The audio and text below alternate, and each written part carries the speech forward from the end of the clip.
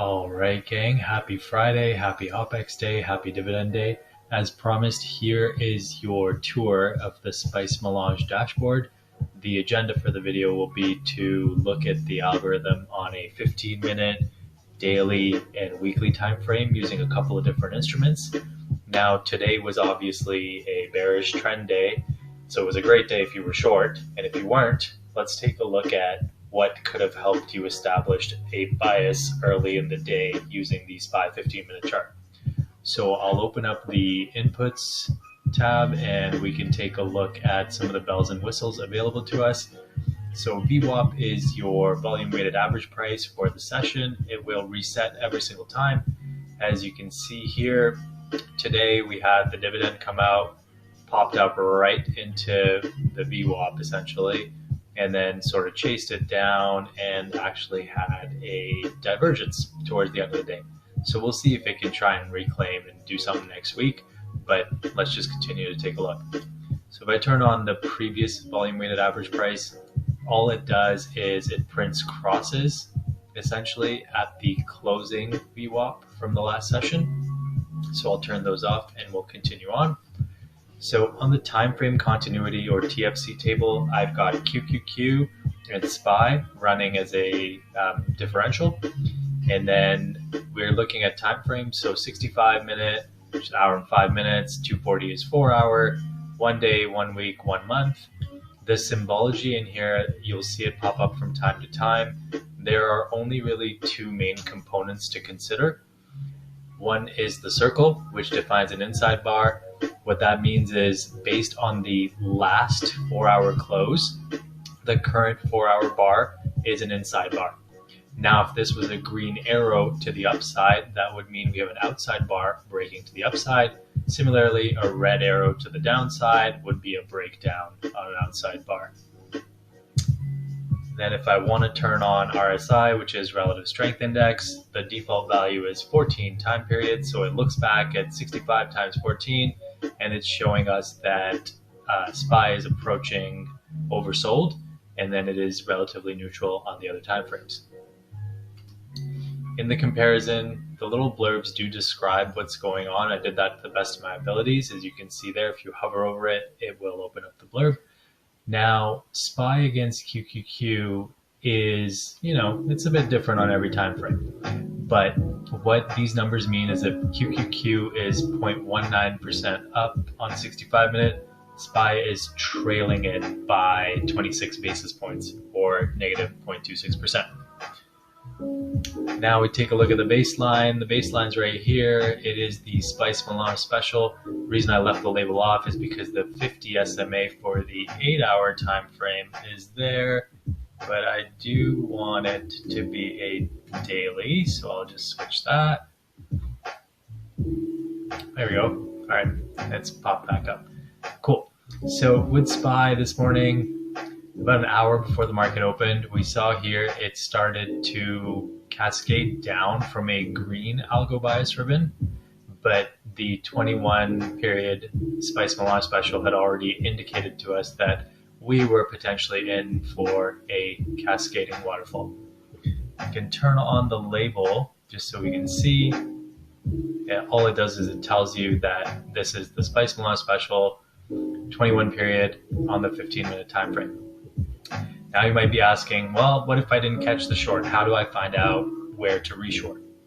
In my stream, I mentioned that the Spice Melange special works on an exponential calculation.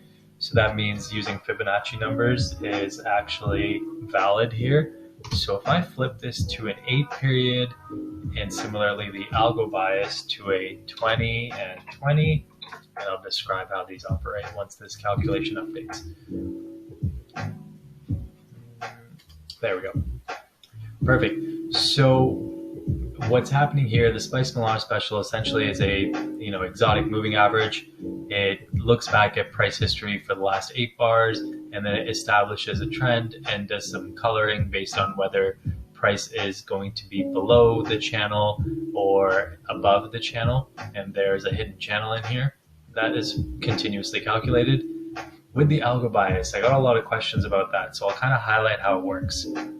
So the length is how far back it's looking to determine what the algos are doing. So in this case, 20 times 15, so 300 minutes, it is just about 5 hours there. And smoothing actually looks at the structure of those candles. So the length just establishes your high-low, and the smoothing factor looks back 20 bars, and it tries to understand the price action within those bars. So you'll see here, if I change the smoothing to 2, I expect a lot more chop. So we'll wait for that to refresh.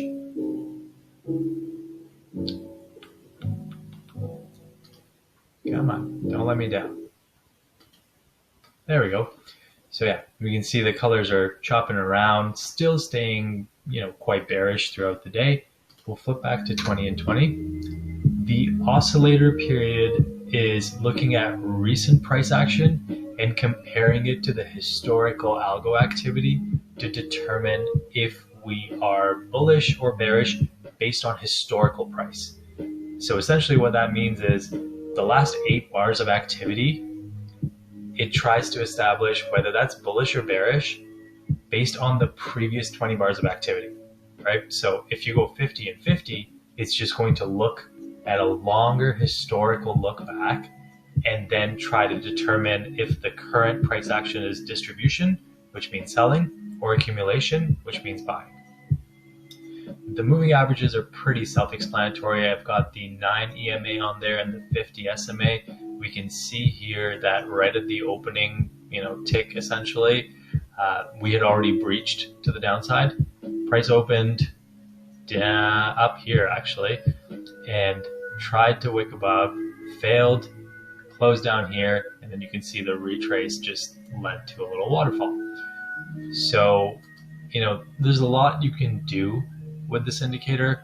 By no means am I expecting people to use all of it, but it's always nice to know where things are at and find out what works for your style. So let's continue on and take a look at how we could have established what a reshort would be. Potentially this, opening candle from 4 a.m. Eastern, you can see we kind of broke above that, right? So what could have helped us? Maybe we look at some of the higher time frame support and resistance levels. So knowing that time frame 3 is for 1 day and time frame 4 is 1 week, I'm just going to turn on some of those levels. So let's do previous day here, 4th time frame weekly, and previous. We'll wait for those to load up. And while we wait, you can see I've programmed some line width, so you can make your lines thicker or thinner as you wish. It basically goes from 1, 2, 3, 4, with 1 being the skinniest and 4 being the chunkiest line. So I kind of programmed it 1, 1, 2, 3, just so that the higher time frames get a little bit more weight. You also have line styles available to you. So the way I've got it set up is monthly is going to be with arrows going to both sides. And then weekly is dashed, and then the daily is going to be solid. So those are all the inputs. I'm just going to turn this off and take a look. So you can see here, this is our weekly low, obviously established today. This is the monthly low, which we have not touched. It's coming from last Thursday. And where the reshort would have lined up is roughly here. Boom. There's your reshort. So again, it's just about equipping y'all with anything that you would want to make a decision. You turn them on and off the way you see fit. And the nice part is you can even set alerts. So for those with TradingView Premium, you can actually pop in an alert and say, if it's crossing this on a 15-minute time frame, give me a heads up, and you can name it whatever, give yourself a message so we can say, because I know we're below it, bullish cross of Spice Melange special SPY. So call it SPY long, right? You can create that, leave it open for however long you want, and it'll essentially tell you when we flip bullish. Let's just zoom out to the daily real quick. You can see here we've we've got a 2028 going in an 8 period. I don't want that if I'm looking at a daily trend. Not necessarily here anyway. So let's do 50-50, and then we'll drop, well, we'll increase the baseline to 21. And I also want to turn off the labels in this case, so I don't want to plot my levels, and I don't want to plot any of the labels because I know what I've set up now.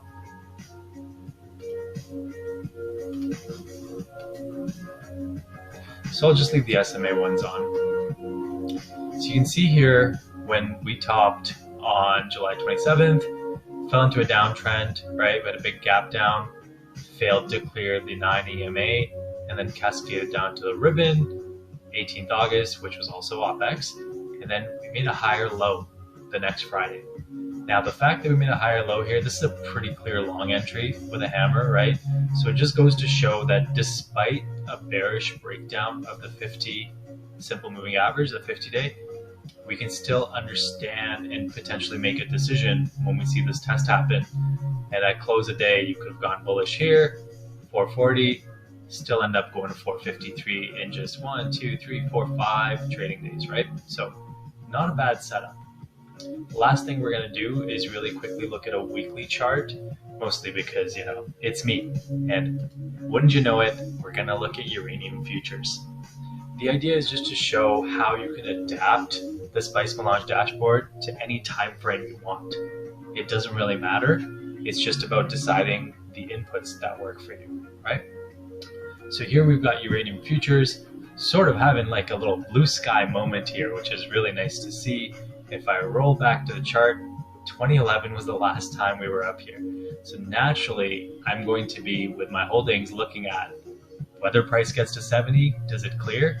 If so, can it get to 73, right? And we'll see here, if I go to 73, that was a retrace failure from this weekly candle in 2008. And this is why I'm long uranium stocks. As you can see here, there's just so much room. Once we get 92, 100 plus is almost a guarantee, right? So if you look at Chemical weekly chart, it's going to be very similar, but enough fantasizing. Let's talk about Spice Melange. So here we've got our 21, 21, and 8 as the oscillator period. We've got a 10-week Spice Melange special going, just because having 21 on the weekly would lead to a huge divergence where we wouldn't really be able to see the breakouts. But you can see here how price is respecting the 9-week exponential moving average in this uptrend. So even if you didn't catch the breakout in March in any uranium stocks, you know, from $50 when the underlying went up to 57.60 here, it looks like that was the high opening price, and then yeah, 57.65 was the peak.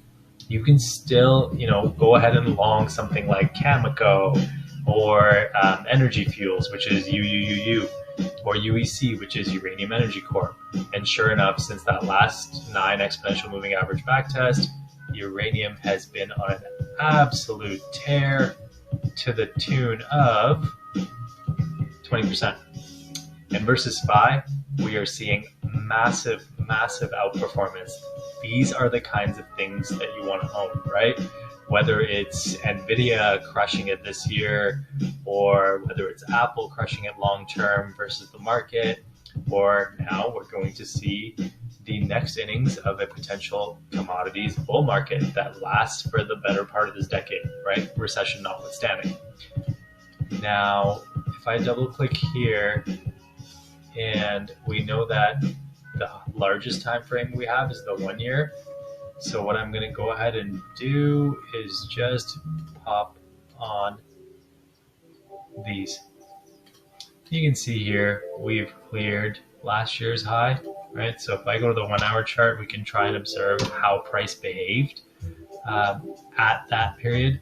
Now, uranium, it doesn't always print the nicest candles. So you can see maybe 1 hour is not the right place to look. We'll go to a 1 day, and we can still see just massive gap ups, right?